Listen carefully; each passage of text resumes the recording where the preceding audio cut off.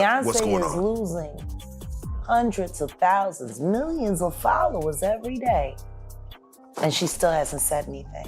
Just pretending like life is great in Paris. Is it her place to say so? I mean, probably not, considering she's gonna be indicted for anything she would say. These are criminals. Diddy is a dealer, and so is Jay-Z. The proof is there. I wasn't willing to do what was expected of me. Not talent-wise, but in other areas. Aubrey O'Day is back to exposing Diddy, but this time she's targeting Beyonce for allegedly attending these strange parties with Jay-Z. Rumor has it that Diddy tried Aubrey out as well.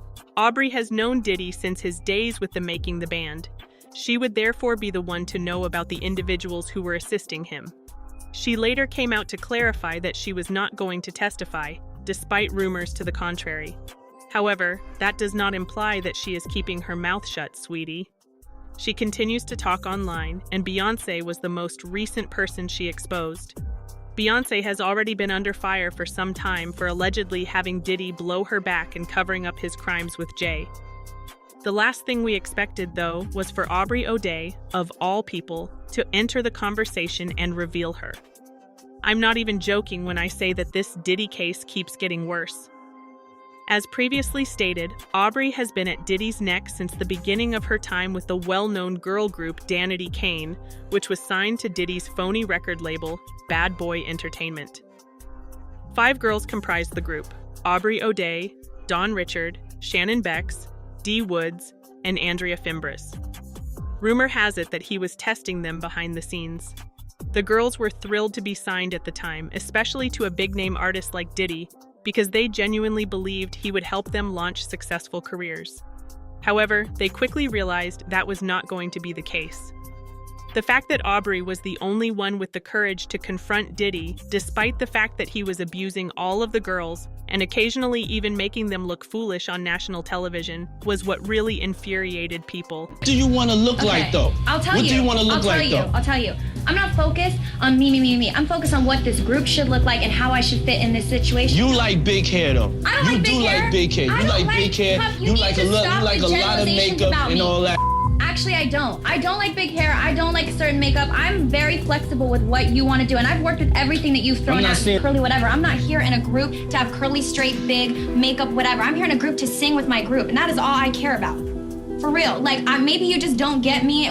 During a time in music where there were gatekeepers, there were people that owned labels like Puff running things, and the way that the divisions and the divisiveness occurred and the things that we experienced between each other and us against the system are fucking insane. According to Aubrey, Diddy purposefully set them against one another in order to create miscommunications within the group and gain greater control over them.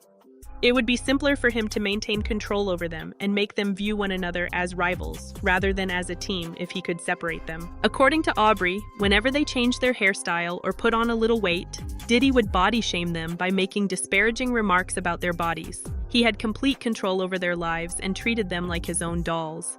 Naturally, Aubrey was the only one with the courage to confront him. It's everything you could imagine why somebody would want to fire somebody. I wasn't willing to do what was expected of me. Not talent-wise, but in other areas. So it's difficult when you're that young to understand your worth as a woman through the men that I was around, and that was very traumatic. I don't think any of us have healed from that. Diddy would be like, you're not hot anymore, like what happened? You don't have anything, like you don't have any curves. You're looking like you're not looking like, I can't get people to think that you're my good looking person. And there was no Me Too at that time. There was no protecting anyone at that time. You signed a million NDAs and a million contracts that took away all your rights. So is the math on that 48 million? Yeah, something like that. I'm a mathematician, but maybe. So $48 million somebody made on me. Yeah. I did not make anything. Let's talk about the filth that's starting to come out in the early days of the Diddy trial. This, of course, is P. Diddy. Surprise, surprise, he's a creep. Surprise, surprise, he's done horrible things. Aubrey said that Diddy would also try to get the girls to do things they didn't want to do and would verbally, physically, and mentally abuse them when they said no. Diddy's former bodyguard, Gene, said he heard Diddy talk about how he was going to use the girls and give them to his guys to do whatever they wanted with them. I heard him, and I'm giving you this, Aubrey. He stood up there and he said in front of a lot of people, we were in the studio, and I said something to him and walked out the studio. He said, yo, I'm gonna off and pick them up and out to my, he said, I'm gonna them out. I'm gonna get them all on, and I'm gonna pick to my, and I was like, there's somebody kids, and walked out. And it's somebody that heard me. It's somebody that heard me. I mean, well, it's not only somebody that heard me, it's somebody that I know who was in the studio at the time that happened, and I still talk to him today. And we were just talking about that the other day. He done moved back to Indiana. I don't know why. I'm gonna give you that one. He said he was gonna them all out and them out. This morning, rap mogul Jay-Z is denying allegations he assaulted a 13-year-old girl alongside rapper Sean Diddy Combs. That civil lawsuit filed against Combs in October was amended Sunday to include Jay-Z. The accuser, identified only as Jane Doe, says she was assaulted by both men. Anyway, child, you had better fasten your seatbelt because things only get wilder from here. Diddy reportedly sent out NDAs to his former artists such as Danity Kane, asking them to sign them in exchange for the publishing rights to their songs, which he had kept to himself for decades and made millions from, in an attempt to avert Cassie's lawsuits. However, being the more astute of the group, Aubrey persuaded the other girls not to sign since, quite frankly, they were no longer in need of those publishing rights. They would hardly make any money from those songs anyway, since no one buys or streams them anymore. Diddy tried to prevent more victims from coming forward by forcing NDAs on them because he knew Cassie's lawsuit would force them to do so. Luckily, Aubrey knew that something significant was going to happen because he was suddenly pressuring them to sign NDAs. As a result, she advised the girls to hold off on signing and to wait to see if anything came up. I have to release him for any claims or wrongdoings or actions prior to the date of the release. I have to sign an NDA that I will never disparage Puff, Bad Boy, Janice Combs, or Justin Combs' music, or EMI, or Sony ever in public. So that you just got recently for this thing? I got it a few months ago when he started doing this. In the news now? So what's happening is artists, some of them, not all of them, are being given streaming royalties and ownership back over our publishing on songs that we wrote at a time when you know that you have to stream a song 1 million times to make a cent. Yeah. Okay? It's hundreds of dollars. And me as somebody that's a girl's girl, I hit everyone in my group and said, absolutely do not take this deal. I can get us a show on Hulu right now. We promise you this is not an April Fool's joke, what you're about to hear. It is an actual lawsuit filed by an attorney in federal court about Diddy. Gene Deal, Diddy's former bodyguard, also attested to this when he claimed that the Danity Kane girls were the ones who failed to sign the NDA. Everyone else signed it, but the girls held back and didn't sign because Aubrey sensed something wasn't right. But did Diddy make his artists sign NDAs and people that work for him? Well, a lot of these rappers, a lot of these industry people, anybody who does business nowadays with the internet, they have NDAs, non-disclosure. That means that if you work for them, you around them, you can't disclose any of the information about them. It's the same thing that he gave to all his artists when he gave them their publishing back. I'm gonna give y'all publishing, but y'all can't talk about Janice Combs, Justin Combs, Sony, Bad Boy, or anything that happened. Y'all can't talk about none of that. But there's some artists that didn't say anything, that didn't sign it, and they able to talk about anything they want to.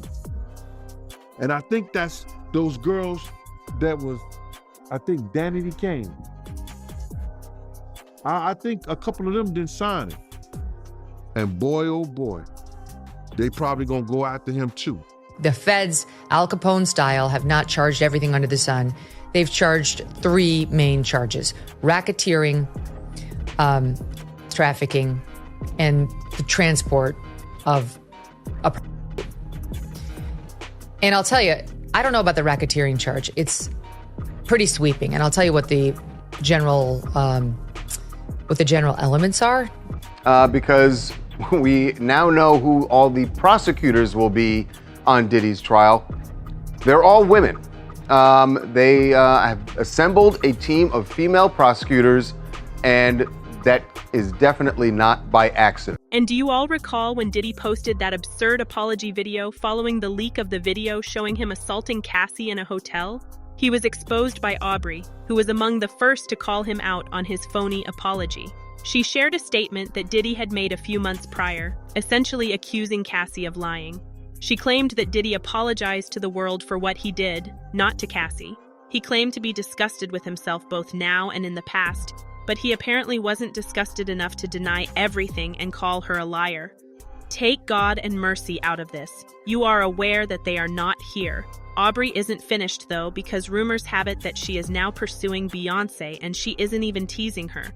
There have been many conjectures regarding Beyonce and Diddy, but Aubrey was the last person anyone anticipated discussing it. Actually, there was another group called Da Band on the same MTV show Making the Band, where Diddy found Aubrey and her group members, and they also endured a lot of abuse. This time, however, it was for Beyonce and not Diddy. Freddie P., one of the members, disclosed that it wasn't for Diddy when he used to make them walk all the way downtown to get him a cheesecake from the Cheesecake Factory. It was for Beyonce, who instructed Diddy to force them to walk rather than drive. He forced them to walk downtown for 4 hours in order to get him a cheesecake, though it's unclear which area of New York they were in at the time. One of the first indications that Diddy was acting strangely was this, but people were too indifferent to criticize his actions. Since the industry isn't for the weak, they actually thought it was funny that he was doing all of that to build his artists. Freddie P. finally disclosed the recipient of the cheesecake during a recent interview, and it turned out to be Beyonce, we belong. Eve that Diddy had punished those boys for his own gratification, but in reality, Beyonce had asked for it. She apparently wanted cheesecake, but rather than having someone from her own team get it for her, she let Diddy humiliate the Da Band members on national television by making them walk for hours to get it. Okay, fun fact a lot of people don't know, that cheesecake we went and got was for Beyonce. She was upstairs the whole time. What we was talking about again? Hold on. Yeah, that's a fun fact people don't know. People like, y'all walked and got a cheesecake. It was for Beyonce. I'm the type of nigga. I listen to everything you say as if it's a contract. So if you say, walk to the store, or walk to get me some cheesecake, I'll walk to get you some cheesecake, but I'm not walking back. And that's just what me and Darlon did. And they like, why y'all, you know, they hot. Like, y'all cheating. And we like, he told us to walk. He didn't tell us to walk back. So we already in the hotel like 3 hours before they got there. When they said they was coming, we went and met him in front of the building. And you know the first thing that nigga said out of his mouth? He said, we got the cheesecake. He was like, I don't want that shit. Take that shit upstairs for Beyonce. Then he said, they was like, yeah, man, we wanted to tell you, Fred and Darlon, they ain't walk back. You know, trying to be on some snitching shit. He was like, I ain't tell you niggas to walk back. I wasn't willing to do what was expected of me. Not talent-wise, but in other areas. So it's difficult when you're that young to understand your worth as a woman through the men that I was around, and that was very traumatic. I don't think any of us have healed from that. Diddy would be like, you're not hot anymore, like what happened? You don't have anything, like you don't have any curves. You're looking like you're not looking like, I can't get people to think that you're my good looking person. And there was no Me Too at that time. There was no protecting anyone at that time. You signed 1 million NDAs and 1 million contracts that took away all your rights, so. People were shocked that Diddy was going to such lengths for Beyonce when Freddie made this revelation. That is, until a video of DaBaby talking about meeting Jay-Z and Beyonce at a private party at Diddy's house went viral. He claimed that Diddy ejected everyone from the room, leaving only Beyonce, Diddy, and Jay-Z. He said that after it was just the two of them, Beyonce began to talk to him frequently and even introduced herself, saying things like, "Girl, you are Beyonce. Stop playing, that man knows who you are, of course."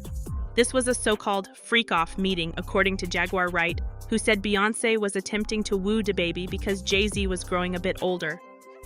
Beyonce, I was at a party at Diddy crib in LA. This was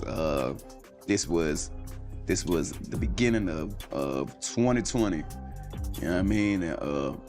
Diddy had put everybody else out the crib, like the influx of people he had put them out. But he had took a liking to me in particular around the time, man. It was really, you know what I mean, like putting his arm around me. Right. So he had put majority of the people out, but he allowed me to stay in there. Me and, you know, maybe about 15 others, you know. Right. Jay-Z and Beyonce being, you know, two of the other 15 people in the room. So that'll just put it into perspective of the type of company I was in at the moment, you know. And she came over and introduced herself to me like as if she had to. Right. Beyonce, cut it out. But I'm a big fan of your work, you know what I'm saying? Whoop de whoop, and that was just dope. That was dope as hell to me, man. That was dope. That was. What he is a broke down Mandingo fighter still working on behalf of the NFL. That's what he is. Period. You want to know what else I also find funny? That he did that interview with the baby person who sat there and told him about when he met Beyonce. Y'all remember that? That happened on Shay Shack. And he talked about how he was at the Diddy party at Diddy's house. And how after, you know, the festivities were winding down and it was getting later into the middle of the night, approaching 3 a.m., Diddy got rid of almost everybody, but he let the baby stay behind with him and his close friends. And then he talked about how Beyonce was there and Jay-Z was there. Not at their house, at Diddy's house. And how Beyonce presented herself to him, and she didn't have to do that because he knew who she was and he couldn't believe she was talking to him.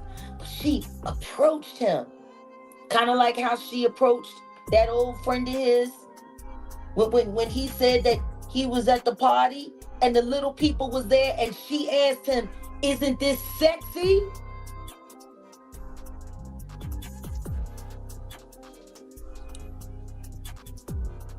Yeah. My. How illuminating. There's been a lot of freaking off going on for a long time. Why does everybody keep... Let me tell you this. Beyonce, Giselle Knowles Carter. It does not matter how much money they spend, how many people, those tickets ain't gonna sell. I wish you had the common sense that animals do when they're caught. They just surrender. But no, y'all gonna fight it to the very end. Y'all gonna bring this broke down old NFL bum who apparently will do anything with his genitals to help cover or create validity where there is none with the weirdos. With his little orange purse. Screwing people's kids. Screwing kids young enough to be his grandchildren. Shame for you. You a dirty old man. Period. But did he make his artists sign NDAs and people that work for him? Well, a lot of these rappers, a lot of these industry people, anybody who does business nowadays with the internet, they have NDAs, non-disclosure.